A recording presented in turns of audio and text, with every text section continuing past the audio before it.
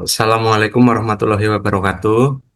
Yang saya hormati para peserta event Ngobim, dan Pak Susanto dan Mas Heri yang telah hadir pada hari ini. Pertama-tama, marilah kita panjatkan puji syukur kepada Tuhan Yang Maha Esa karena atas limpahan rahmat dan karunia-Nya kita dapat berkumpul kembali dalam kegiatan rutin event Ngobim.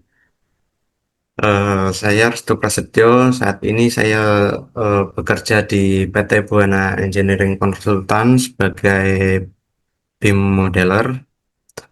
Yang saat ini kami sedang menangani proyek untuk eh, PLN, yaitu pembuatan model untuk PLTM, pembangkit listrik tenaga mikro hidro. Saya spesialisasinya di infra. Harapan kami dari kegiatan rutin Ngobim ini dapat memberikan manfaat yang nyata dan menjadi bekal wawasan yang berharga untuk kita semua. Adapun topik Ngobim kita pada kali ini yaitu eh, peluang karir di Timur Tengah yang akan dibawakan oleh narasumber kita. Beliau Bapak Supan Susanto yang merupakan seorang CAD team leader dengan pengalaman lebih dari 20 tahun di proyek Timur Tengah. Beliau akan sharing pengalamannya bagaimana awal karir beliau meniti karir dari drafter sampai menjadi seorang team leader di Timur Tengah. Mungkin itu saja. Ya, Bismillahirrahmanirrahim. Assalamualaikum warahmatullahi wabarakatuh. Selamat siang teman-teman. Semua kabarnya sehat ya? Ya, Mas, Mas. Alhamdulillah. Alhamdulillah siap. Ya, mungkin untuk mengawali sesi siang hari ini ya, karena ini sekali lagi ini judulnya kita kopdar, jadi kita santai. Saya pengen berkenal juga nih dengan teman-teman. Nah, cuma sebelum berkenalan ya tadi ya kita biasa seperti biasa ada patah tak kenal maka tak sayang. Maka mungkin di antara teman-teman ada yang belum mengenal saya, ya, maka izinkan saya untuk memperkenalkan diri saya terlebih dahulu teman-teman ya. Perkenalkan teman-teman semua, saya Rizky Herianto, saya biasa dipanggil Rizky Heri. Ya, dan untuk secara karir profesional, saat ini saya sebagai BIM Koordinator di PT Berantas Abipraya, Divisi Operasi 3 ya, yang menangani jalan jembatan. Kebetulan linear dengan spesialisasi saya, yaitu spesialisasi saya di BIM struktur highway atau struktur jalan tol gitu teman-teman semua. Nah, di sini saya juga dikenal juga salah satu orang yang sangat menguasai Revit modeling adaptif gitu ya teman-teman semua. Nah, kurang lebih seperti itu, dan juga di luar itu saya juga sebagai founder dari BIM ProPlan teman-teman semua gitu ya. Nah, kebetulan di BIM ProPlan ini sendiri itu sebetulnya kita adalah sebuah badan bisnis teman-teman semua. Nah, di situ kita punya lini bisnis salah satunya yaitu design engineering teman-teman semua. Design engineering menggunakan metode BIM. Kita banyak juga bantu beberapa klien-klien kita di luar. Sebagai contoh saat ini kita juga membantu di teman-teman Buana Arsikon itu untuk pengerjaan di perencanaan tol Dumai Rantau Prapat gitu. Nah, salah satu seperti itu. Dan juga di luar desain engineering itu kami juga mempunyai lini bisnis salah satunya yaitu edukasi training teman-teman semua. Jadi buat teman-teman yang butuh training boleh kontak dengan kita, baik itu nanti engineering ya, maupun di implementasi BIM itu sendiri gitu. Kita insya Allah di BIM Propen punya banyak teman-teman tenaga ahli spesialisasi di bidangnya masing-masing. Sebagai contoh seperti saya sendiri spesialisasi di jalan tol, khususnya struktur jalan tol untuk model BIM, spesialisasi saya di sana. Dan di BIM Propen banyak sekali teman-teman, ada yang spesialis teman-teman di BIM di high risk building, dan juga teman-teman yang di manajemen project dan lain sebagainya. Kita hampir semua lini itu kita punya tim di BIM Propen gitu ya, cukup lengkap juga. Jadi barangkali teman-teman ada yang membutuhkan mungkin jasa untuk membantu implementasi BIM di projectnya teman-teman, maupun mungkin juga kalau teman-teman membutuhkan jasa desain engineering boleh kontak kita, maupun butuh training juga boleh gitu. Kurang lebih seperti itu teman-teman semua. Nah, ini sedikit perkenalan singkat ya dari saya. Mungkin selanjutnya izin untuk kita nanti berkenalan satu sama lain. Tadi Mas Restu sudah perkenalan, saya juga sudah. Ya ini selanjutnya mungkin Pak Susanto, boleh Pak Susanto? Ini nanti narasumber kita ya. Cuma sebelum kita berbincang terkait bagaimana cerita beliau di Timur Tengah ya, kita kenal dulu biar kenal semua gitu ya. Monggo Pak Susanto, boleh ini Pak open mic Pak sama perkenalan. Cuma nanti secara biografi detail setelah ini aja Pak. Assalamualaikum warahmatullahi wabarakatuh. Waalaikumsalam. Saya Supan Susanto, biasa dipanggil Susanto. Ya, ini untuk terima kasih Mas Heri dikasih kesempatan untuk berdiskusi pada siang hari ini. Mudah-mudahan semuanya pada kondisi sehat walafiat. Amin. Amin. Saya saat ini di rumah saja. Siap. Kadang ada freelancer aja. Background saya CAD dari manual sampai BIM tapi masih tahapan belajar ngikutin arus saat ini yang lagi boom, yaitu terus mungkin itu aja. Izin semua perkenalkan, nama saya Abdul Aziz. Sekarang saya menjadi civil designer junior di PT Rekayasa Engineering, bergerak di bidang EPC. Mungkin itu sedikit perkenalan dari saya. Baik, Mas Aziz. Kabar sehat di sana ya, Mas ya? Alhamdulillah. Alhamdulillah, siap Mas Aziz. Baik. Terima kasih banyak Mas Aziz. Berikutnya ada Pak Agus Muharram. Silakan Pak Agus, boleh open cam sama perkenalan diri, Pak. Halo, selamat siang semua ya. Siang juga Pak Agus. Sehat Pak. Ya, alhamdulillah. Jadi ini saya perkenalan diri, saya Agus Muharram. Saat ini saya kerja di PT KMH, anak perusahaannya Bukaka. Jadi ini kami sekarang sedang membangun ini PLTA, pembangkit listrik tenaga air 350 mega. Jadi sekarang udah selesai, mau tahap operasi. Nah, jadi kalau saya spesialisasinya di Revit sama ini Dynamo. Jadi hari-hari saya menggunakan Revit sama Dynamo gitu. Mungkin sekian, terima kasih. Baik, terima kasih banyak Pak Agus. Ya ini sedikit singkat teman-teman. Pak Agus ini juga salah satu praktisi Dynamo hebat juga ini ya di Indonesia ya. Nah, boleh juga nanti buka LinkedIn-nya beliau ya, koneksi terhubung dengan beliau gitu ya. Terima kasih banyak Pak Agus. Saya Nidarto, saya drafter di PT Visi Global Teknologi. Untuk sekarang biasanya menangani di project ini WIM, Way in Motion sama scanner di Pelabuhan Tanjung Priok. Itu Pak. Oh, Pelabuhan Tanjung Priok. Siap Mas. Salam kenal sebelumnya Mas. Ya kapan-kapan bisa ketemu nih ya, dekat ya kalau cuma Tanjung Priok ya. Saya di Cawang Mas. Saya di Cawang, Jakarta Timur.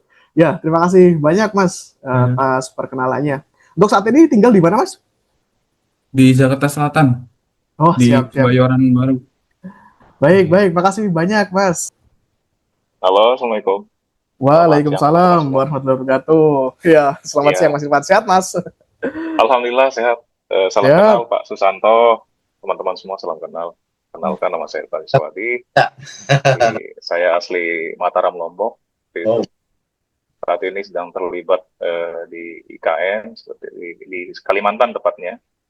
Jadi saat ini bekerja sebagai di manajer di Kortim P2JN Kaltim, dan menjadi kontraktor juga, jadi kontraktor, jadi perencana seperti itu, kontraktor di IKN seperti itu, salah satu terlibat di salah satu proyek infrastruktur di IKN seperti itu.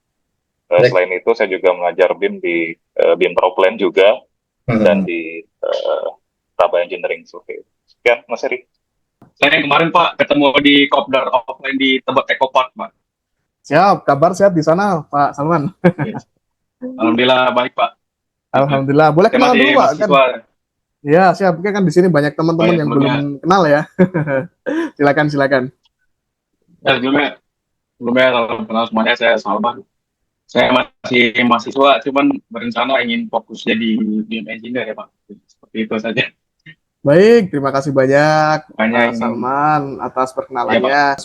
Perkenalkan, nama saya Renaldi, sekarang bekerja di proyek Jalan Bebas Hambatan seksi 6A Pol IKN di Kalimantan Timur.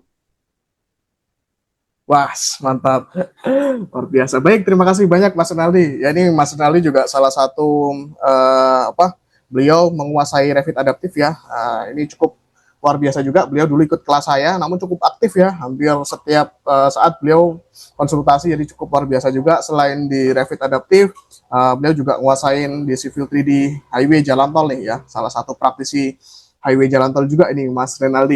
Mas dan teman-teman semuanya, saya di sini saya sedang bekerja di ini manajer BIM di PT Konstruksi Konsultan ya, di PT Binatin Surya Cipta. Saya juga menghandle beberapa proyek Iris Building seperti Cendrawasih, rumah sakit dan lain-lain menggunakan Revit, Navisworks dan pakai Kubikos juga gitu di situ. Mungkin itu aja Mas, kenalannya Mas. Ya, perkenalkan lanjutan yang tadi ya.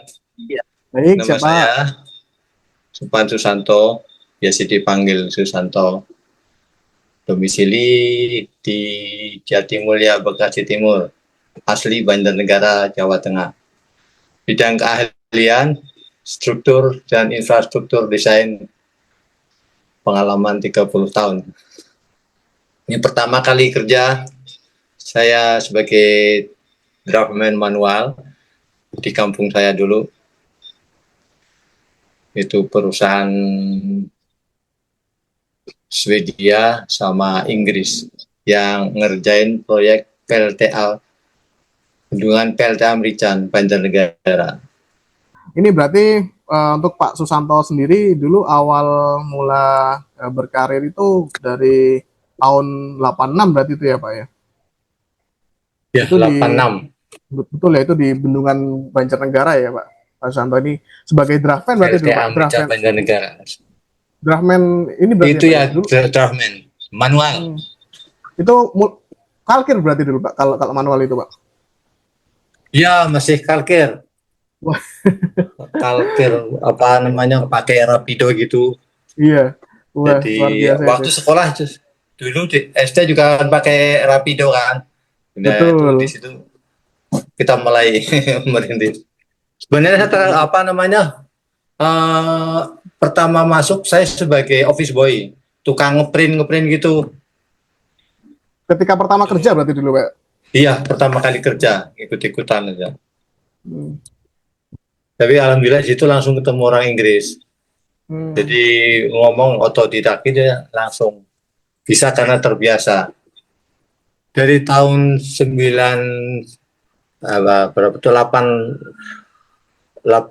sampai 89 itu proyek selesai, saya sempat nganggur. Saya nggak sebutin di profil saya. Nah, waktu itu saya merantau ke Jakarta tahun 89, 90.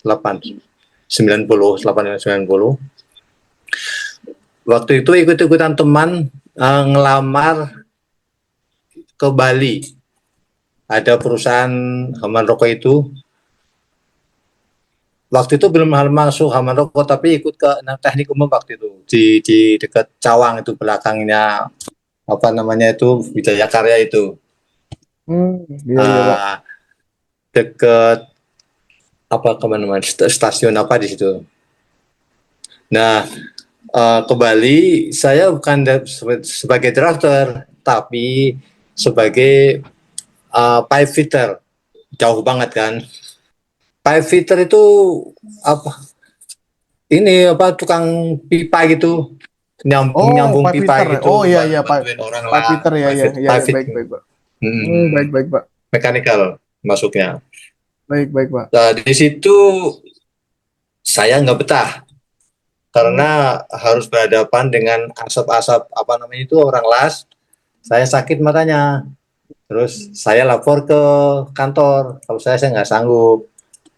Nah, kebetulan di situ ditanya sama project manajernya, namanya Pak Tasiwan, kebetulan orang Purwokerto.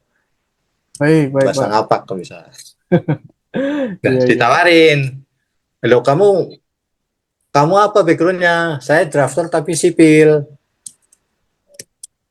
Bisa nggak gambar mechanical? Jadi coba aja. Kalau nggak bisa, saya dipulangin aja ke Jakarta. Nah, waktu itu saya dikasih kesempatan belajar sama orang Jepang, diajarin dalam waktu seminggu bisa mengikuti tarik-tarik garis aja.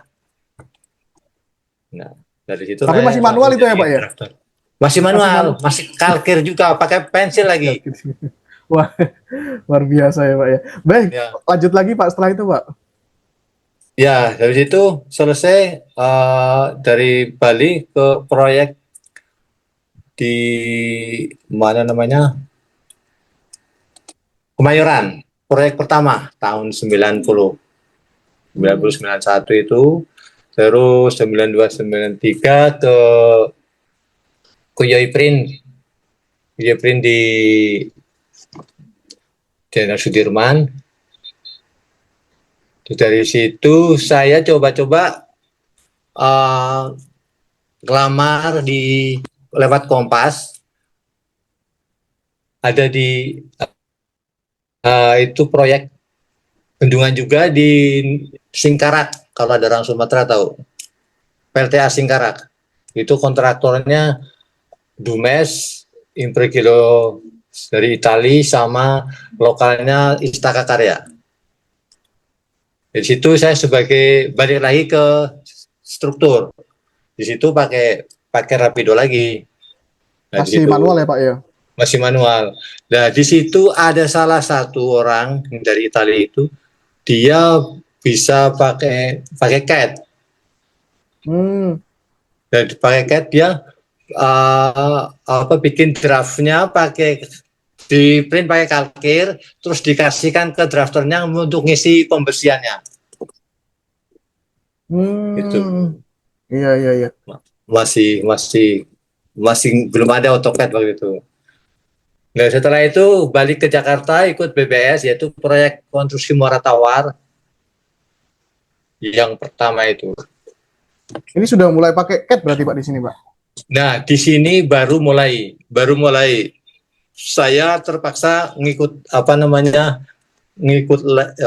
belajar kursus di Wijaya Kusuma di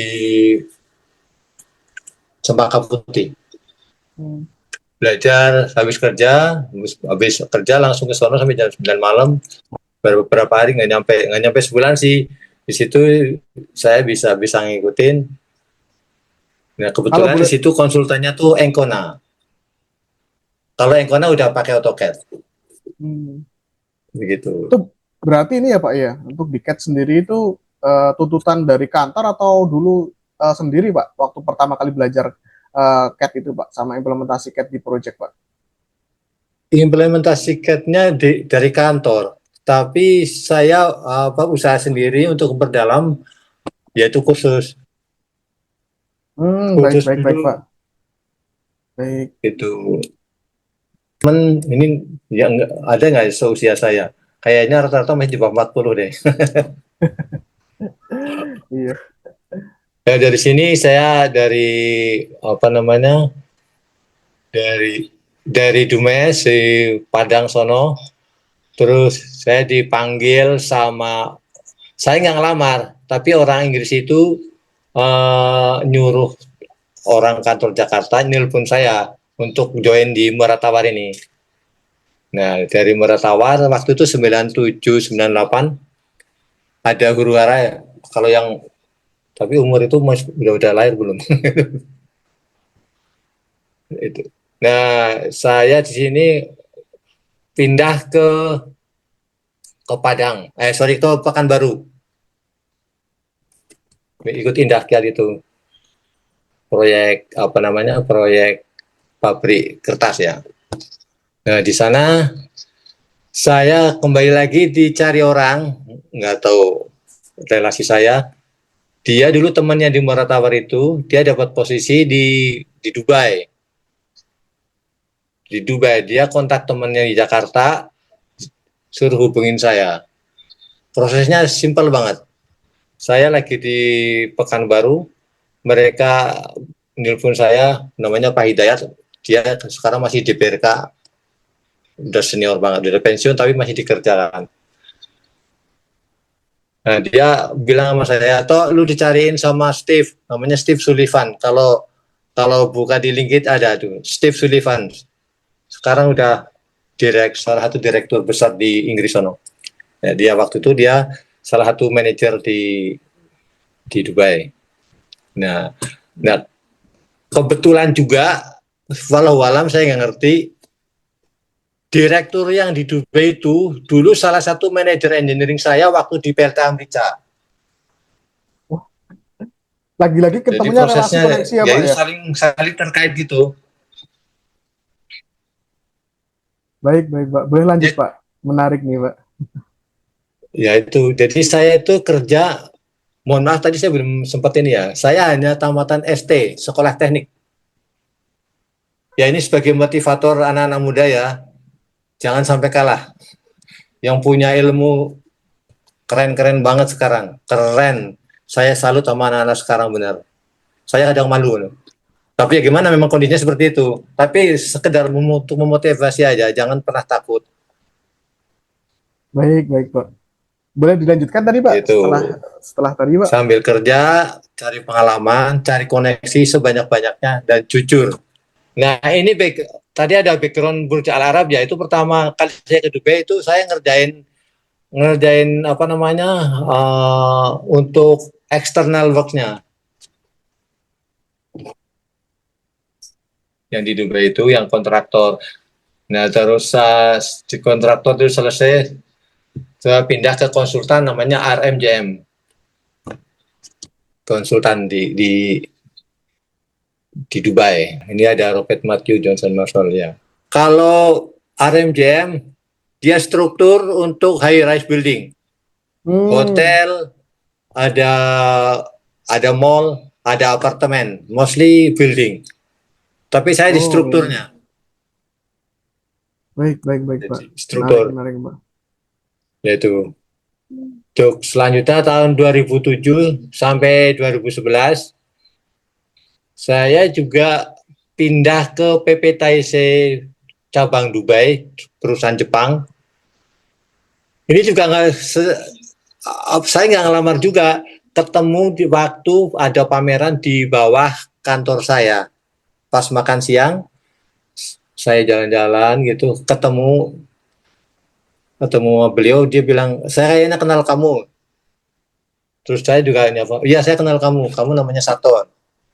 Ternyata dia itu project manager waktu di PLTGU Murad Tawar. Dia dapat proyek di Doha Airport. Tapi dia berkantor di Dubai. Nah, waktu ketemu itu dia ngajak ngobrol, saya diajak ke kantornya setelah habis kerja. Terus seminggu terus ditawarin, kamu dikasih gaji berapa di situ? Gitu. Nah, saya bilang, saya di sini enak, lagi banyak buat kerjaan. Tapi kalau emang kamu mau, saya mau pindah tapi 50% gajinya naikin dari sini, saya baru mau. Nah, dari situ dia tanpa pikir panjang, yaudah kapan kamu bisa gabung? Gitu. Segampang itu. Dulu ya nggak tahu, gampang banget cari kerjaan. Orang seperti ini bisa dipakai. Walau. Alhamdulillah. Dari tahun 2007 sampai 2011, proyek selesai, saya pulang ke Jakarta. Di Jakarta kembali lagi saya kerja sama Balfour Beatty. Balfour Beatty di BBS itu yang di mana di Bintaro kantornya. Kalau sekarang apa ya? Udah ganti nama, BBS juga tapi BRK Buana Sakti. Mohon maaf saya jual perusahaan tapi itu memang itu perusahaan saya dulu. Baik, Pak. Gitu. Yes. Ini yang tahap pertama, tahap kedua. Lanjut. Ini yang Middle East tahap kedua. Oh, tadi saya belum cerita ya, kalau saya ke Dubai itu setelah punya pengalaman 12 tahun. 12 tahun sebagai CAD. mechanical, tapi basicnya struktur. Dari mulai Karkir, AutoCAD, ini baru mau mulai Revit. Nah, ini dari apa namanya? Saya balik ke Jakarta, BBS, terus tawarin apa MKD ngerjain Bungasari, pabrik tepung di Cilegon. Di situ saya sebagai koordinator shop drawing. Nah, di situ nggak bertahan lama, hanya sekitar 8 bulan. Saya karena keluarga kurang mendukung, jauh kan, Cilegon, Bekasi harus pulang tiap minggu. Istri kurang setuju, saya nyoba lagi. Saya nilpon temen, lama-lama nggak dapat. Tahunya dapat di telepon dari orang di Singapura. Nah, tapi kantornya di Jakarta. Ngerjain namanya proyek Ngawi Kertosono, mungkin Mas Heri tahu. Ngawi Kertosono jalan tol itu 150 kilo. Saya di situ sebagai CAD team leader, ada 14 CAD person. Ada 8 struktur, jembatan, strukturnya sama highway 2 orang, terus tambahin electrical sama mechanical 2 orang. Tahun berapa itu, Pak?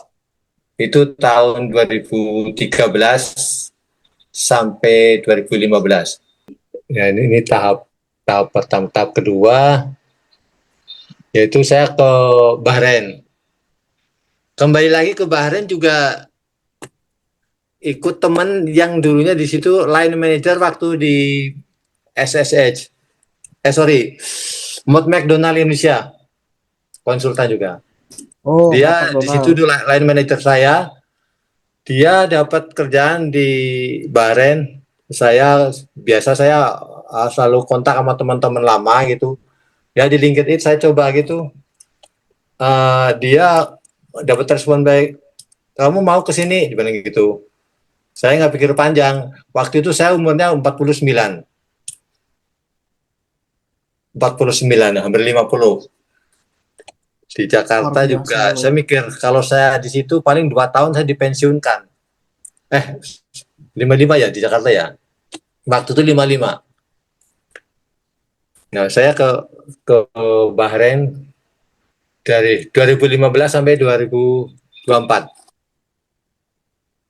Di sana mayoritas infrastruktur,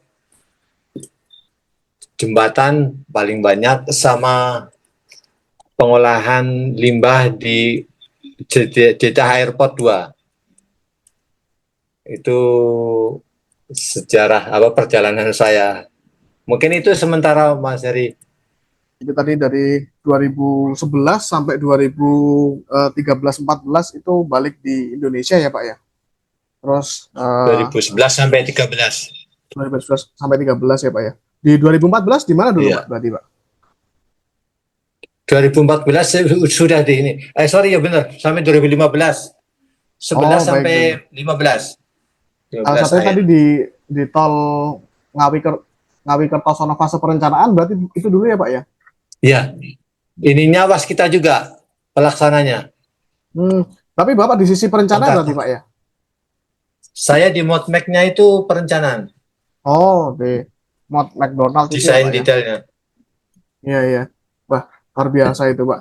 Nah, itu berarti sama izin nih, Pak. Nah, ini nanti juga teman-teman kalau ada pertanyaan boleh ya, teman-teman sampaikan di kolom komentar boleh, atau open mic deh nanti teman-teman habis ini ya. Siap. Di situ. Izin Pak, lanjutin lagi. Tadi waktu Bapak di Bahrain ya, dari 2015 sampai 2024, di sana di proyek apa saja, Pak, kalau boleh diceritakan, Pak?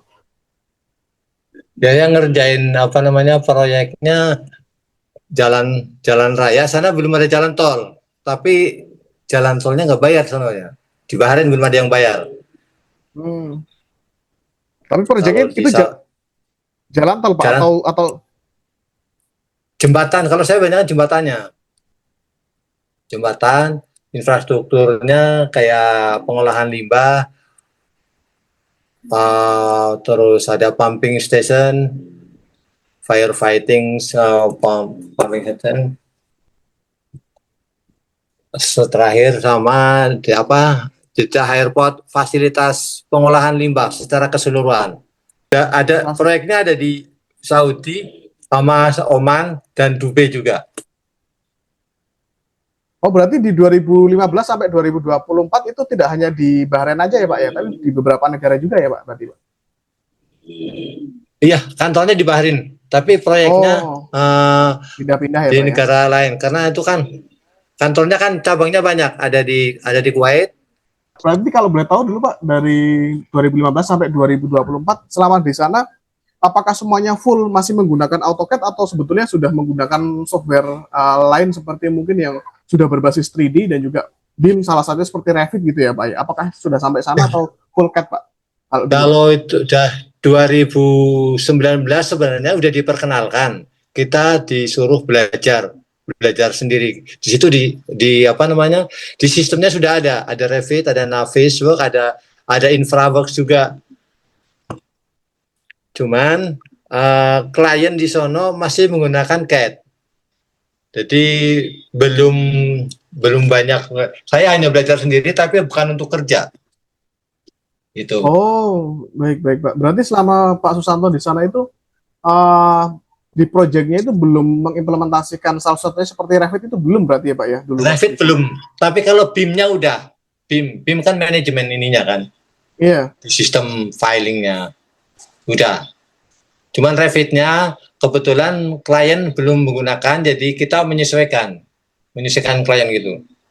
Oh, berarti salah satu yang di sana sudah digunakan CDE juga berarti ya Pak ya, terkait untuk manajemen data itu sudah menggunakan CDE, hanya saja untuk modeling tersebut masih berbasis CAD 2 dimensi gitu berarti ya Pak ya? Iya ya, 2 dimensi sama 3D. 3 dimensi udah ada. Untuk jalannya udah, highway gitu udah. Baik Pak.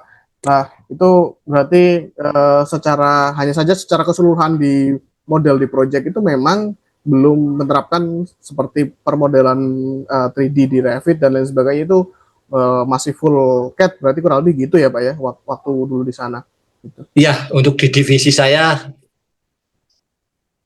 masih pakai AutoCAD. Kalau yang apa namanya di studio arsitek itu sudah menggunakan. Tapi untuk yang building, kebetulan saya kan di bridge divisi bridge. Kalau yang building divisi udah pakai Revit. Baik Pak Susanto, ini cukup menarik juga. Nah itu terus dulu di sana sejauh mana Pak, kalau boleh tahu Pak Susanto ceritakan waktu di sana implementasinya itu seperti penggunaan BIM-nya itu terkait seperti tadi ya Pak Susanto sempat menyinggung terkait manajemen data, itu boleh diceritain Pak dulu habit bekerjanya di sana seperti apa? Mungkin kayak tadi deh kita ngomongin di ekosistemnya kayak yang Pak Susanto singgung tadi ya, di BIM-nya tadi ya terkait manajemen data, penggunaan CDE-nya di sana seperti apa dulu Pak? Kan lingkupnya gitu ya. Dulu dipakai ini apa namanya untuk memudahkan komunikasi, koordinasi. Jadi situ ada satu server, sistem penomoran gambar, sistem filing. Jadi ada dokumen kontrol, tapi yang ngendalin dari dokumen kontrol. Jadi sana dokumen kontrol vital sekali. Nah, yang menguasai apa nama sistem dokumentasinya yaitu dokumen kontrol. Tapi mau menggunakan BIM itu. Tapi bukan pakai salah satu platform di luar, tapi pakai server sendiri gitu ya Pak ya? Berarti pakai sistem sendiri ya Pak? Pakai sistem sendiri, dan untuk di building udah pakai apa namanya platform itu. BIM 360 waktu dulu mungkin ya? Iya betul, BIM 360. BIM 360. Baik, siap Pak Susanto. Ini terima kasih banyak. Nah, ini tadi Pak Susanto udah jelasin ya, cukup banyak. Pak Susanto mulai berkarir dari bendungan di Banjarnegara ya Pak ya, mulai dari Indonesia, terus sampai putus-putus Mas suaranya. Oh iya, sekarang bagaimana Pak? Apakah suara saya masih putus-putus? Halo? Jelas. Oh iya, baik Pak Susanto. Baik, terima kasih banyak Pak tadi. Tadi Pak Susanto udah jelasin mulai dari awal karir ya. Beliau mulai dari kalkir, setelah itu beliau juga belajar CAD sampai akhirnya mengadopsi CAD di dalam project sampai akhirnya bisa sampai Timur Tengah. Meskipun sampai di akhir project itu belum mengimplementasikan ini ya Pak ya model seperti Revit, Betul, namun betul, betul. dulu belajar sendiri gitu kurang lebih ya Pak ya untuk digunakan ini ya Pak ya untuk nambah skill sendiri mungkin gitu ya Pak. Nah ini mungkin berikutnya lagi nih Pak, kalau boleh tahu Pak Susanto dulu ada sedikit nggak sih, karena kan kita kemarin sempat ini ya, mungkin Pak Susanto juga nyinggung dulu belajar Revit. Nah itu Pak Susanto belajar Revitnya, dari belajar itu ada kesinambungan nggak Pak dari Pak Susanto belajar untuk mungkin exercise di project meskipun mungkin nggak secara langsung diserahkan untuk kebutuhan project itu, ada nggak Pak? Atau hanya sekedar belajar sendiri gitu Pak?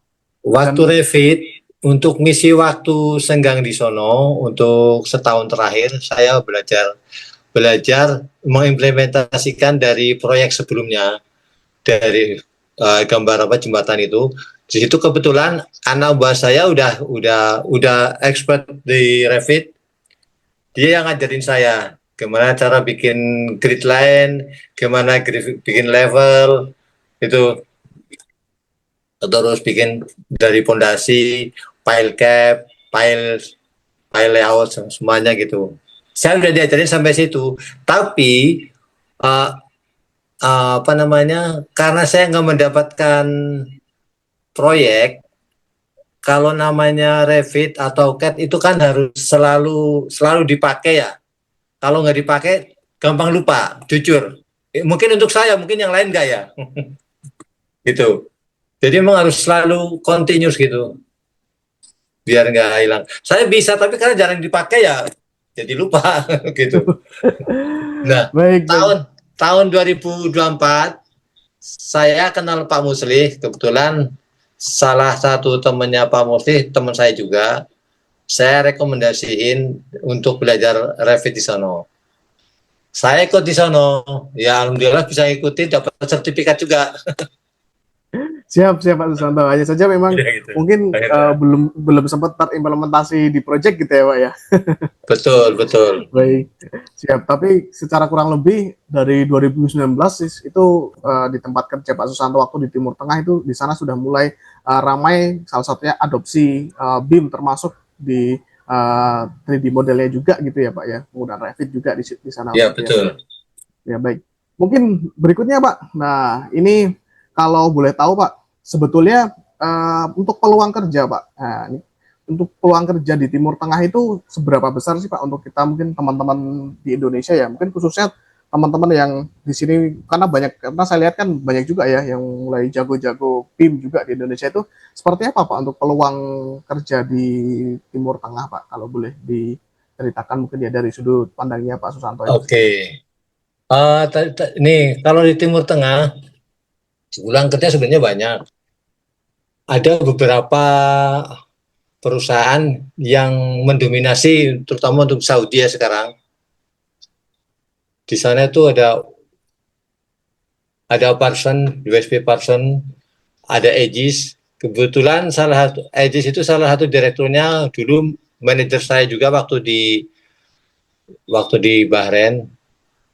Sama ada Rosin juga. Rost Group.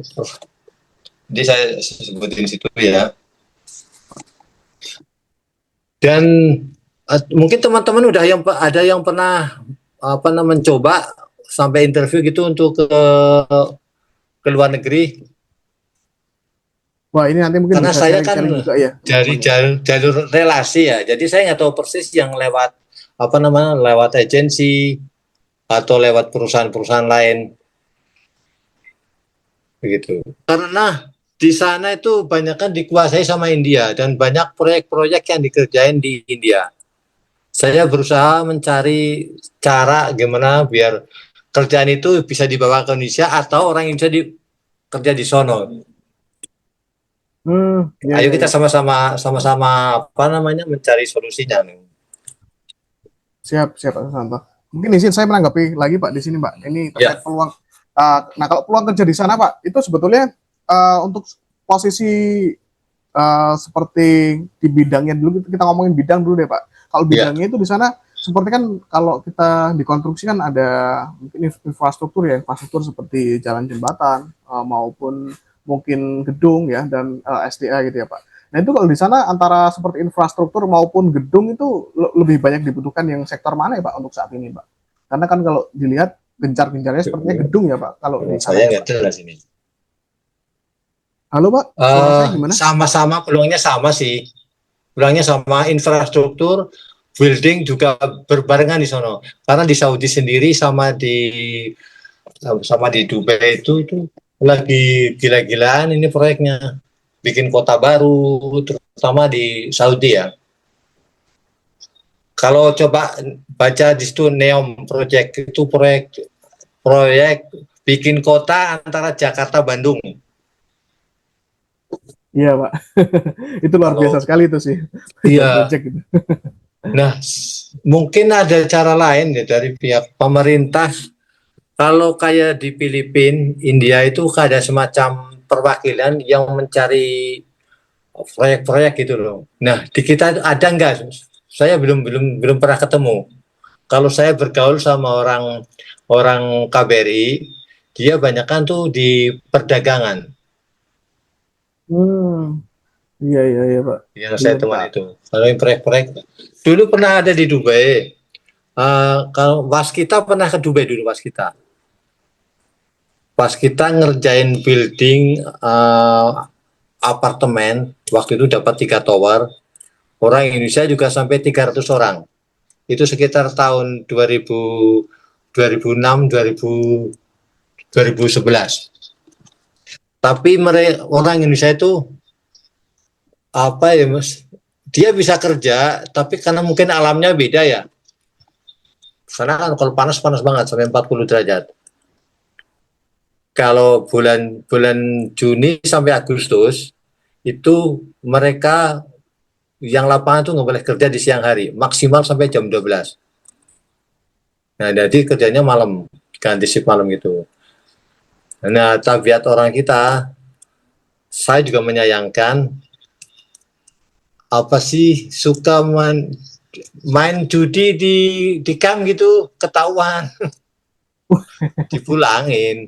Sana kan nggak boleh. Ya mungkin dia, ya saya juga ngerti, mungkin jenuh ya. Tapi sana kan ketat banget. Nah gitu, salah satu kendalanya orang kita. Dan dia orang kita tuh nggak bertahan. Rindu kampung. Jangankan labor, engineer juga gitu. Jadi ya mungkin karena Indonesia sudah memang makmur sih ya, udah dimanja sama alam. Itu mungkin salah satunya. Iya. Gitu. Nah, jadi kalau menarik, mau Pak. di luar negeri harus disiplin, mental kuat, dan berdaya saing global. Iya. Wah ini udah disinggung sama Pak Susanto, cukup menarik ya materinya. Salah satunya ini beberapa tadi kekurangan orang-orang yang Pak Susanto jumpai gitu ya Pak ya. Ya. Nah tapi gini Pak, ini saya juga akan menanggapi di statementnya Pak Susanto barusan nih terkait salah satunya kelemahan orang kita yang mungkin Pak Susanto sering lihat, salah satunya mungkin rindu kampung ya, gampang rindu kampung gitu ya. Betul. Sedangkan ini di sini saya izin Pak, saya mau menanyakan dari pengalaman Pak Susanto gitu ya selama di sana, bisa kita lihat untuk saat ini kan secara global itu banyak dikuasai orang India Pak. Terus selain India mungkin beberapa ada dari Filipina juga gitu ya. Terus nyusul juga berikutnya ada Cina gitu ya. Bahkan sampai disinggung itu kalau seperti yang ada kejadian di Indonesia ya, itu di Cina mereka buka tambang ya, buka tambang di salah satu di Indonesia, mereka bisa berbulan-bulan di hutan tanpa rindu pulang gitu ya. Itu benar-benar di tengah hutan gitu ya, itu luar biasa mentalnya. Nah itu gimana sih Pak sebetulnya apa ya Pak, mungkin perbedaannya antara orang Indonesia dengan banyak orang di luar sana seperti tadi orang-orang India, terus mungkin orang Filipina ataupun dari negara lain gitu Pak, itu sebetulnya perbedaannya apa saja sih Pak? Nah, kurang lebih seperti itu. Berikutnya mungkin boleh dijelasin juga kelebihannya orang kita apa dibanding mereka, tapi juga kelemahan-kelemahan lain Pak, selain tadi yang Pak Susanto singgung gampang rindu pulang, itu apa saja Pak? Boleh dijelasin mungkin Pak? Apa modalnya untuk di sana itu harus disiplin ya. Perbedaannya mereka, mohon maaf, background dia, saya dengar cerita sendiri dari orang India, kalau India itu wajib ke luar negeri. Karena memang dia miskin banget. Pernah saya jumpa sama orang lapangan, salah satu labor gitu. Kenapa kamu bisa bertahan lama di sini? Saya itu orang akrab lah saya. Dia bilang, Susanto, saya tuh di kampung tuh saya jadi andalan. Saya menghidupi 3 keluarga, kakaknya, adiknya, mertuanya, dia yang nanggung. Jadi benar-benar pekerja keras. Kalau orang kita, mohon maaf, mungkin ada yang seperti itu, tapi nggak separah orang India. Itu salah satu motivasi kenapa dia bisa bertahan di sana. Dan alamnya juga memang, mohon maaf, ekstrim banget. Kalau India kan ada musim panas segala kan, jadi terbiasa. India, Pakistan itu kuat di Timur Tengah. Dan didukung sama pemerintah antar India dan Emirat itu memang jaringannya kuat sekali, mendukung sekali gitu. Termasuk bahan-bahan pokok makanan dari sana juga. Boleh dibilang di Middle East itu yang bangun itu orang India Pakistan. Oh, malah orang India Pakistan ya Pak ya? Iya, India, Pakistan, tambah lagi Bangladesh, tapi nggak sebanyak Pakistan, India. Karena memang secara culture juga dia lebih dekat kan, pakai pesawat paling 2 jam. Betul. Ada yang 1,5 jam ke Pakistan gitu. Kayak kita ke Singapura, Malaysia gitu. Secara ekonomis lebih murah. Mungkin salah satunya itu. Kalau kelemahannya yaitu orang kita itu kurang percaya diri dan rindu kampung. Kalau secara teknik skill kita nggak kalah. Kita jujur nggak kalah. Jangankan sama India Pakistan, masih sekelas lah. Eropa pun kita bisa bersaing dalam hal ini ya, teknik skill ya. Tapi salah satunya mungkin poin percaya dirinya ya Pak ya, ini yang mungkin beberapa Pak Susanto jumpai ya Pak ya, itu masih kurang gitu ya terkait di sisi. Tapi memang secara umum di Indonesia sendiri juga seperti itu juga ya, masih banyak teman-teman yang sebetulnya skillnya oke, tapi rasa percaya dirinya itu ya. Ini ternyata kalau kita mau berkarir di luar negeri pun itu juga ini jadi poin penting juga mungkin gitu ya Pak Susanto. Nah, ya, baik. Mungkin tapi secara garis besar kita banyak juga orang kita yang punya posisi bagus-bagus kok. Cuman saya nggak kenal banget gitu. Mungkin beda level atau apa saya nggak tahu gitu. Kalau saya sana orangnya membaur dari labor, ada supir, ada pembantu, ada ada orang KBRI, saya itu membaur di sono. Seperti yang saya kirim ke Mas Heri itu, komunitas orang Indonesia itu, ya seperti itu. Kita bisa, kalau udah ke sana jangan khawatir, pasti ada teman, pasti ketemu. Siap. Saya waktu ke DB pertama, 3 bulan pertama saya nggak ketemu orang Indonesia. 3 bulan pertama saya berdua. Alhamdulillah ketemu satu langsung nyambung semua. Ya itu tahun akhir 98. Siap Pak. Cukup menarik ya. Semoga nanti rekan-rekan bisa nyusul ya, mungkin yang tertarik pengen berkarir di Timur Tengah, termasuk mungkin saya sendiri juga Pak. Ini juga salah satu juga ya. Semoga dipermudah semua. Sekali lagi terima kasih banyak Pak atas diskusinya ya. Tadi Pak Susanto, kalau boleh sedikit Pak saya simpulkan ya, ini salah satu mungkin dari kisahnya Pak Susanto bisa berkarir di Timur Tengah, itu salah satunya Pak Susanto mengawali karir di Indonesia, dan kebetulan memang di Indonesia waktu itu bersama dengan perusahaan multinasional yang secara tidak langsung itu pimpinan waktu Pak Susanto di proyek mulai dari seperti di Banjarnegara sama Sumatera itu, waktu di Timur Tengah itu pun ketemu lagi, kurang lebih gitu ya Pak Susanto ya, tersimultan salah satunya dengan jaringan koneksi tadi ya Pak ya. Betul. Itu di sini. Ya. Ini memang salah satu poin relasi itu memang cukup penting ya, itu nggak hanya cuma di Indonesia, namun kemanapun itu cukup baik. Nah, salah satunya mungkin di sini ini juga saya share ke teman-teman, termasuk reminder untuk saya juga gitu Pak.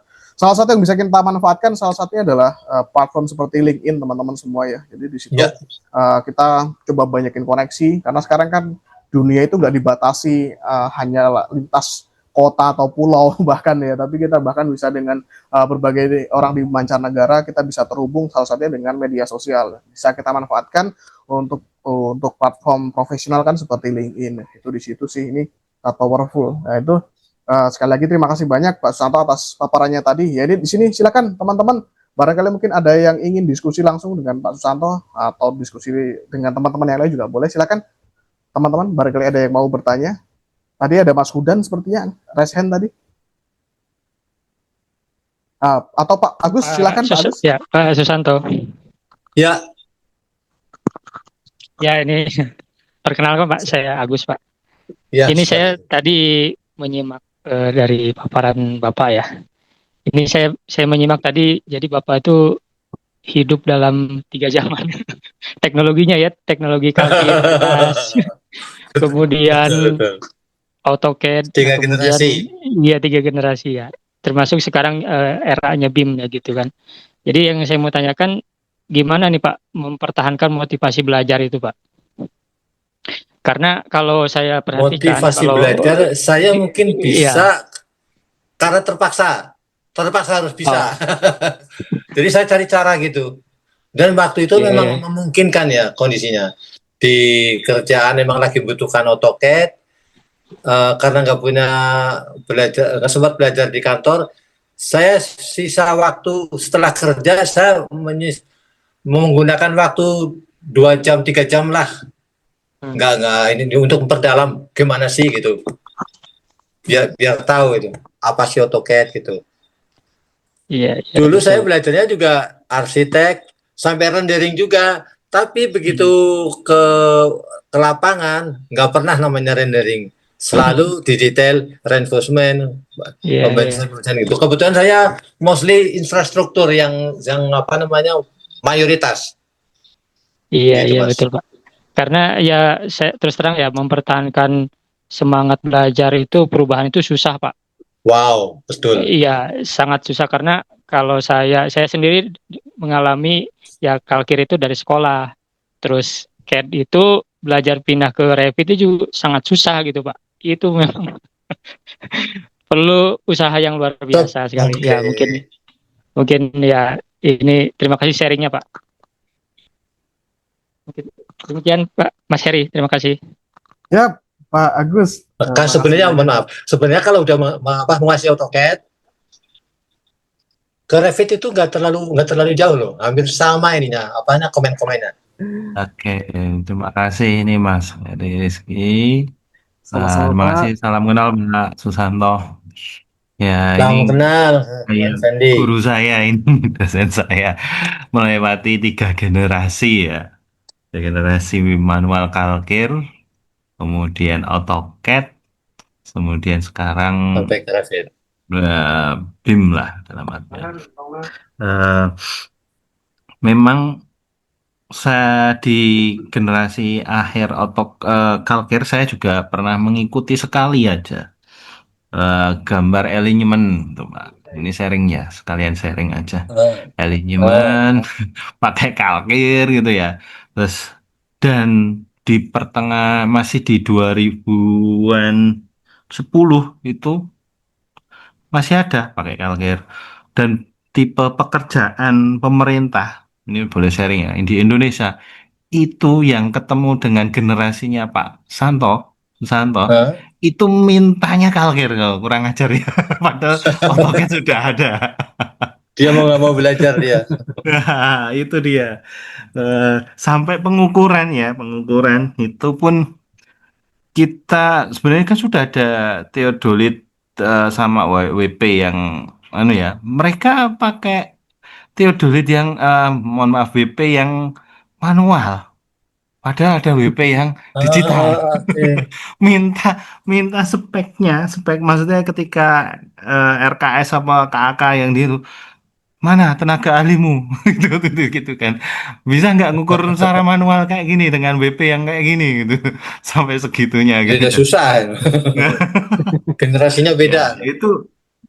Ya, Itu padahal kalau di luar negeri, kalau melihat tadi ya Pak Santo cerita, sampai di 2010 masih CAT, tapi CAT-nya CAT yang standar bagus.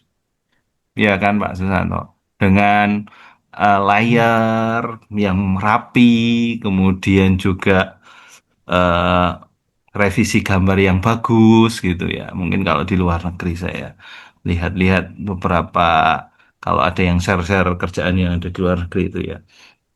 Ya itu bagus. Tapi di kita sudah model main skala, di skala lagi, akhirnya hancur roketnya gitu ya. Iya, iya, iya, iya. Mau dimainkan di Revit tambah hancur gitu.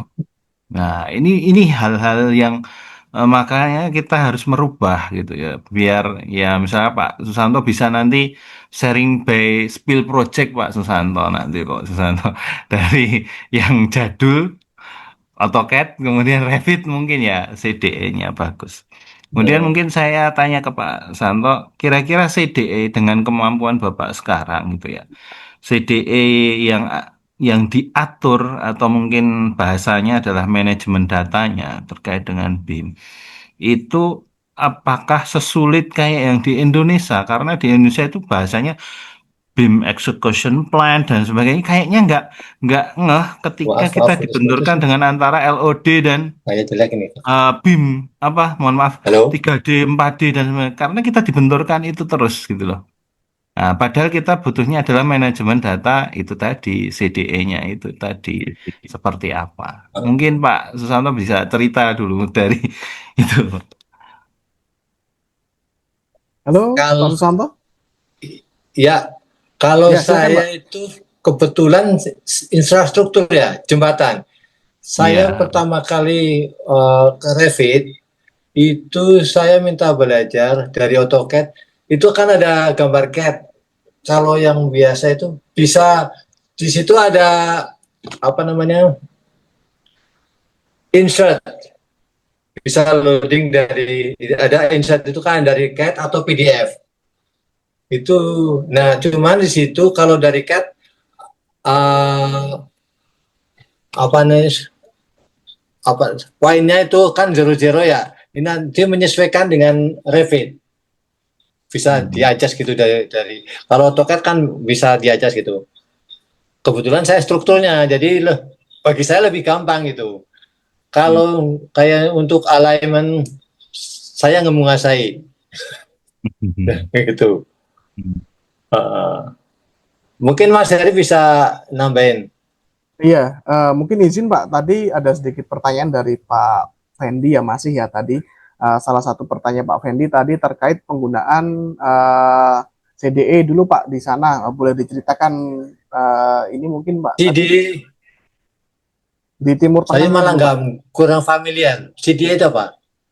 Oh ini Pak tadi untuk sistem penyimpanan manajemen data BIM yang di servernya Bapak tadi ya, di server perusahaan. Kalau itu di sana ya pakai pakai itu apa namanya BIM 360 itu. BIM 360 ya. Iya BIM 360 yang saya pelajari waktu itu. Nggak mungkin sekarang ada yang lebih update lagi. Kalau di perusahaan Bapak tadi katanya tidak menggunakan BIM 360 tapi pakai server sendiri, itu bagaimana Pak? Ada dua ini apa namanya migran dari server sendiri ke migran ke BIM 360 itu tahun 2019. Oh baik baik baik. Tapi kalau di proyeknya Pak Susanto pakai server sendiri ya Pak ya waktu dulu ya. Ya, pakai server sendiri. Berarti kayak seperti bikin Ya di database divisi sistem saya sendiri. itu di divisi jembatan ya. Ya, jadi seperti Berarti bikin sistem database sendiri ya. data server, apa data-data struktur yang terkait misalkan tadi jembatan masuk ke server gitu ya Pak ya. Karena Iya betul. masuk ke servernya itu apakah seribet yang ada di Indonesia gitu ya. Dalam artian pelemparan datanya ya, melempar data ke sana ke sini atau ada nanti satu orang yang itu memang ditugaskan untuk mengoper-oper data bahasanya atau gimana Pak kalau yang di luar negeri Pak Susanto? Oke, ya ngerti-ngerti. Kebetulan ya selama saya kerja di Middle East, jadi sana itu ter, terarah banget. kalau data center itu dikelola sama IT, bagian IT. Jadi semuanya terpusat sama dia. Gitu. Tapi setelah ada BIM 360, semuanya ada di situ. Jadi semua Semuanya bisa divisi akses masuk ya. memasukkan di situ. Ada foldernya sendiri. Di situ bisa tapi harus minta aksesnya yang punya orang IT. Kalau mau ngambil datanya begitu. Pernah nggak Pak mendapati gambar 2D-nya Bapak tidak sinkron dengan gambar 3D misalnya yang dilempar ke orang lain, maksudnya dalam satu tim itu kan biasanya ada yang membuat 3 dimensinya gitu, Bapak yang 2 dimensinya, apakah ada pernah crash gitu? Ya, ada itu sama bagian 3D sering koordinasi. Saya itu sering koordinasi. Itu biasanya koordinatnya yang ini. Karena kalau di 2D kan belum komplit ya. Tapi tinggal dipindah ke 3D, tugasnya mereka gitu. Ada anunya sendiri gitu, orangnya sendiri. Ya saya kebetulan misalnya koordinatornya, jadi hanya menyampaikan ke yang bersangkutan gitu. Oke, terima kasih Pak Susanto. Baik, terima kasih Pak Fendi tadi atas pertanyaan dan diskusinya ya Pak ya. Mungkin teman-teman yang lain di sini mungkin ada pertanyaan ataupun diskusi, boleh sekali teman-teman semua. Izin tanya Pak. Silakan Mas Irfan. Susanto. Iya, sebelumnya salam kenal Pak Susanto. Baik. Ini izin bertanya Pak. Kalau di luar negeri itu work culture-nya tuh seperti apakah? Sebelumnya apa suara saya terdengar Pak? Izin. Ya sekarang jelas. Oke, saya baik. aman Mas. Oke. Khawatir udah nanya nggak kedengar gitu. Oke. Saya ulangi izin Pak Susanto. Jadi apakah work culture di luar negeri itu apakah sama seperti di Indo seperti itu? Artinya benar-benar misalnya kerja sampai jam 9 to 5 atau ada kalau overtime-nya dibayar gitulah bahasanya Pak, seperti itu. Terus kedua, kalau untuk salary itu multiplying itu berapa kali Indo gitu Pak? Seperti itu Pak. Terus ketiga masalah bahasa Pak. Kalau bahasa di sana itu kan harusnya mungkin Inggris Pak ya basically-nya. Cuman kalau untuk Bapak kan kerja di UEA ya. Jadi yang apakah bahasa di sana mostly bahasa Inggris atau bahasa Timur Tengah seperti apa gitu? Seperti itu Pak. Oke. Silakan Pak Santo. Yang pertama masalah jam kerja ya. Budaya kerja di sana Pak, budaya jam kerja. Terus jam kerja sama apa tadi terakhir? Bahasa. Iya. Salary sama bahasa ya. Ya salary. Ini Pak salary Pak, gitu Pak. Oke. Kalau budaya kerja, culture-nya ya. Sebenarnya sama aja sih. Yang penting kita percaya diri ya, itu pasti harus koordinasi. Sekali lagi kalau malah skill kita sama, kita kadang lebih jago. Cuman ya itu tadi, kalau kita pede, insya Allah jangan takut salah dalam hal bahasa ya. Kadang-kadang kita kan takut, yang bikin minder itu bahasa memang. Tapi nggak usah khawatir. Intinya sama ya, culture kerja kita saling koordinasi. Di sana itu selalu ada meeting ya, karena di sana ada aturan yang harus diikutin. Aturan kantor umpamanya jam kerja jam 8 sampai jam 5. Jam 8 sampai jam 5. Terus koordinasi meeting tuh seperti drafter gitu dikelola sama tim leader. Kita mingguan. Jadi kita nanyain progresnya, terus rencana, terus masalahnya apa. Itu di situ masing-masing didiskusikan dalam tim, internal tim. Yaitu budaya kerja. Kalau jam kerja mostly ini jadi tambahan nih. Kalau dulu tahun 2000 itu di Dubai jam jam kerjanya itu hari Minggu sampai hari Kamis. Jumat, Sabtu libur. Sampai sekarang juga. Minggu Kalau sampai juga Kamis. sekarang malah tambah lagi. Hari Jumat setengah hari sampai jam 12, Sabtu Minggu libur. Nah, itu di Dubai, baru berlaku 2 tahun terakhir. Kalau di Bahrain masih sama 8 sampai jam 5 sore. Jumat Sabtu libur. Nah, kalau masalah overtime itu tergantung posisi. Kalau kondisi drafter biasanya tuh ada overtime. Ya, kayak di Indonesia gitu peraturannya. Begitu Mas. Terus masalah salary. Salary itu kita kalau kerja ya, saya kebetulan tuh waktu ke Dubai saya nggak nego. Hanya nanya, saya digaji berapa, kamu gaji saya, tahu kan Indonesia, yang penting saya ke sana bisa nabung, terus jenajah tiket ada. Waktu itu pertama kali ke sana saya tuh setahun dapat cuti sebulan, dapat tiket per tahun. Tapi setelah bawa keluarga, yang dapat tiket hanya saya aja. Saya bawa keluarga dari tahun 2003 sampai 2011. Hampir 10 tahun saya bawa anak istri 2 sekolah di sana. Mohon maaf, makanya di sana saya keluarga saya tanggung sendiri. Waktu itu saya dikasih waktu baru datang 2.500 dirham. Waktu itu cukuplah untuk waktu itu untuk saya sendiri. Nah, waktu saya bawa anak istri, saya pindah dari kontraktor ke konsultan 5.000 dirham. 5.000 dirham sekarang berapa ya? 4.500, 4.200 itu berapa sekarang satu dirhamnya? Itu. Nah, terakhir saya di Dubai dikasih 14.250.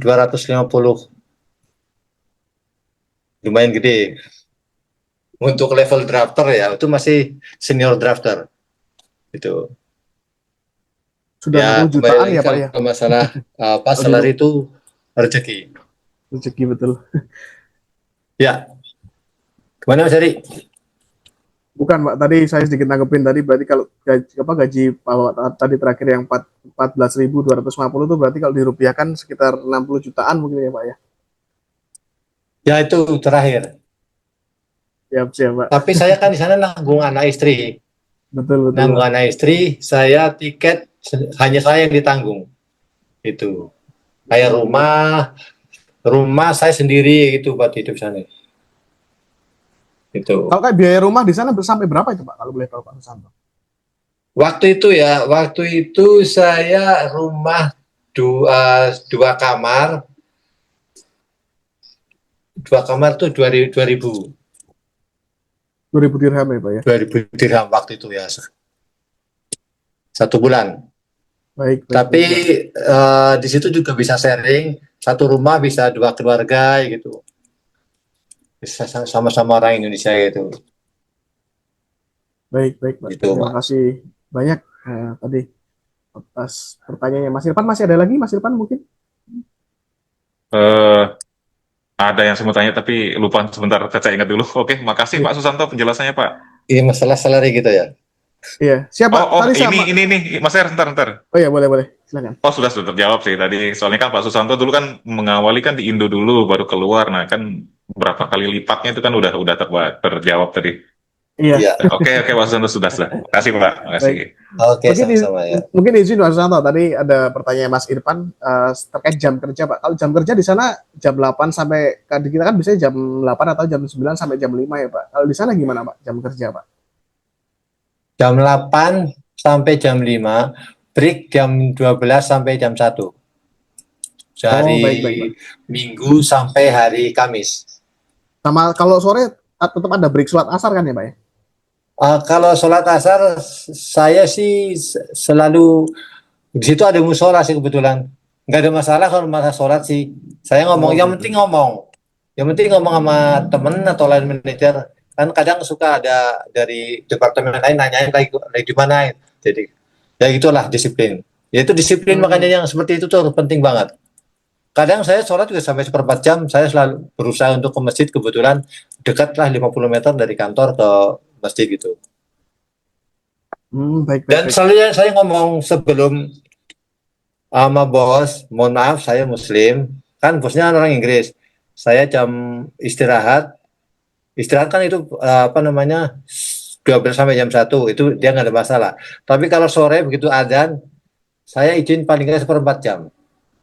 Tapi kadang Dari saya ganti pulangnya ya apa saya agak telat gitu loh. Tapi intinya progres tercapai sesuai schedule gitu. Dia yang baik. dia makanya yang dia suka sama saya gitu. Dikunci sama target kerja ya Pak ya, schedule Iya, target kerja ya Pak ya, target iya, kerja iya. harian gitu ya. Baik, baik. Ya, izin Pak. Sebenarnya saya juga pengen nanya banyak, cuma ini kayaknya lebih lebih enak saya berikan kepada teman-teman juga gitu ya, biar ada Silakan. sesi diskusi. Ya, buat teman-teman yang lain silakan, teman-teman. Kalau ada yang mau ditanyakan lagi, yang mau bertanya silakan diskusi, boleh. Apakah ada yang mau ini bertanya atau diskusi gitu? Atau mungkin lintas diskusi juga boleh, misalkan mungkin, oh aku mau nanya Mas Irfan gitu ya, atau nanya saya juga boleh gitu kan, atau yang lain juga silakan gitu. Kita event kopdar gitu. Jadi ngobrol lepas saja gitu. Silakan teman-teman semua. Selamat sore Pak Susanto. Selamat Saya sore. Hudan. Saat ini saya di posisi sebagai BIM operator di pihak Dinas SDA untuk proyek di SDP. Nah, mengingat umur saya saat ini yang bisa dibilang masih muda, saya punya kayak seperti punya inilah visi untuk bisa bekerja di luar negeri gitu. Oke, bagus, bagus. Entah mungkin di mana untuk saat ini saya sedang mencoba untuk belajar bahasa Jepang. Selain saya juga ingin meningkatkan bahasa Inggris saya.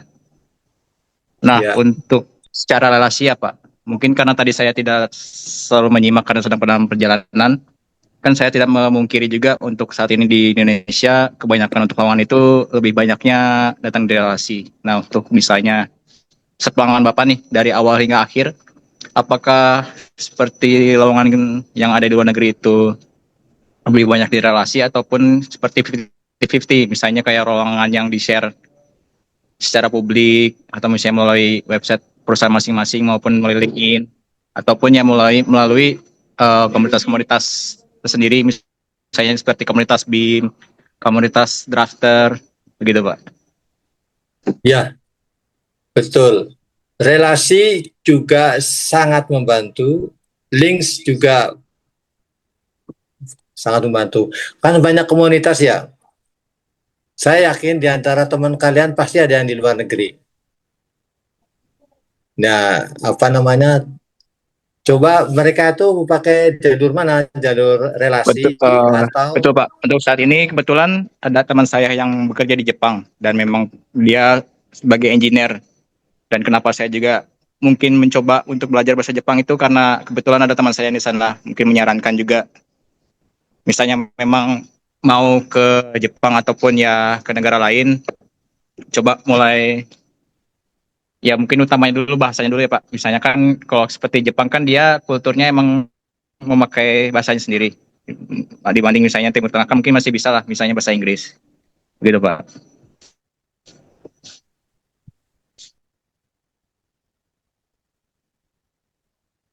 Tapi mungkin ya secara relasi ya Pak, mungkin yang memang suatu bidang misalnya sebagai drafter maupun yang di bidang BIM ya Pak. Ya untuk saat ini masih minim untuk kawan-kawan saya yang bisa jadikan saya relasi itu Pak. Ya mungkin kembali Oh, lagi ke pertanyaan saya, apakah memang untuk lowongan luar negeri itu lebih banyak di relasi ataukah bisa dibilang 50-50 dengan lowongan yang di-share di publik gitu Pak? izin Mas Sudan, mohon maaf. Ini sepertinya Pak Susanto ada kendala sinyal. Ini sudah live Oh, juga baik Mas. ternyata. Tapi izin mungkin tadi saya menyimpulkan juga, kemudian tadi saya simpulkan dari keterangan beliau ya. Karena tadi kebetulan sudah disinggung oleh beliau Mas, salah satunya kalau di sana untuk beliau sendiri secara pengalaman itu salah satunya yaitu menggunakan jalur relasi koneksi Mas. Jadi itu kalau Pak Susanto cukup menarik, yaitu salah satunya Pak Susanto itu dengan tidak sengaja dulu bekerja di bendungan, salah satu bendungan di Banjarnegara, di salah satu perusahaan multinasional, proyeknya perusahaan multinasional. Atasannya waktu itu kebetulan ketika dibutuhkan apply di karir di Dubai waktu itu salah satunya yang jadi direktur atasan beliau gitu Mas. Jadi memang salah satu simultannya di situ ya salah satunya koneksi ya. Jadi baik di dalam negeri maupun di luar negeri koneksi saya rasa tetap semua tetap penting ya teman-teman. Paling nggak kayak sekarang kan gampangnya kita di LinkedIn mungkin gitu sih Mas Sudan ya, kita maksimalkan terus setelah itu ya jaringan koneksi yang kita punya, salah satu portofolio skill yang kita miliki ya, paling nggak itu yang bisa terekspos dan harapannya kita bisa tadi ya dengan seperti Mas Sudan pengen berkarir di Jepang, paling nggak itu kita bisa dikenal dulu dari situ, mungkin gitu sih Mas Sudan. Mungkin buat teman-teman yang lain bagaimana? Apakah ada diskusi Baik Mas Rizky, lanjutan? terima kasih atas jawabannya. Baik, terima kasih banyak rekan-rekan semua. Baik, teman-teman yang lain bagaimana rekan-rekan? Kalau tidak, izin setelah ini saya akhiri teman-teman semua. Ya, mungkin nggak terlalu lama ya untuk diskusi hari ini. Oke, baik rekan-rekan semua. Sepertinya untuk event Kopdar ya, Kopdar Online siang hari ini mungkin saya cukupkan ya. Saya sebagai tadi yang pengawal. Di sini Mas Restu masih ada di sana kah, Mas Restu? Cek, halo Mas Restu. Ya, masih Mas. Ya, open kamera ya Mas. Jangan Oke. avatar. Ya, teman-teman sebelum saya berikan ke Mas Restu, sekali lagi terima kasih banyak yang sudah meramaikan ya acara Kopdar Online kita kali ini ya. Jadi hari ini memang kita bukan webinar, bukan presentasi apapun, gak ada. Ini kita kopdar aja. Kalau kopdar itu bahasanya ya kita ngobrol nongkrong gitu ya, kayak nongkrong di kafe atau nongkrong di di tempat gitu ya teman-teman semua. Cuma kita dalam online gitu ya. Mungkin itu aja sih teman-teman, tadi juga cukup menarik. Saya juga menyampaikan terima kasih banyak kepada Pak Susanto yang sudah berkenan memberikan sedikit sharing pengalaman beliau dari awal perjalanan karir ya, berkarir di Indonesia sampai bisa berkarir di Timur Tengah ya, sampai di usia beliau juga luar biasa. Beliau melewati 3 generasi ya, mulai dari Kalkir, CAD sampai beliau juga belajar Revit gitu ya teman-teman semua, dan itu luar biasa ya. Meskipun usia beliau sudah sekitar 60 tahun ya beliau, tapi masih semangat juangnya luar biasa. Ini saya doakan semoga Pak Susanto sehat selalu di sana, selalu diberikan kemudahan dan juga keberkahan selalu. Dan juga buat teman-teman semua, sekali lagi saya ucapkan terima kasih banyak atas antusiasnya. Dan juga mungkin kalau masih ada diskusi lanjutan, silakan teman-teman kita bisa ramaikan lagi di grup komunitas Sobat BIM Propen di ruang ngobrolin BIM. Silakan kita bisa lanjutkan diskusi di situ. Mungkin sekian teman-teman semua acara Kopdar Online siang hari ini. Apabila mungkin dari saya banyak tutur kata yang kurang berkenan dan lain sebagainya, saya mohon maaf yang sebesar-besarnya. Semoga saya doakan rekan-rekan semua selalu diberikan kesehatan juga, kelancaran dan kesuksesan.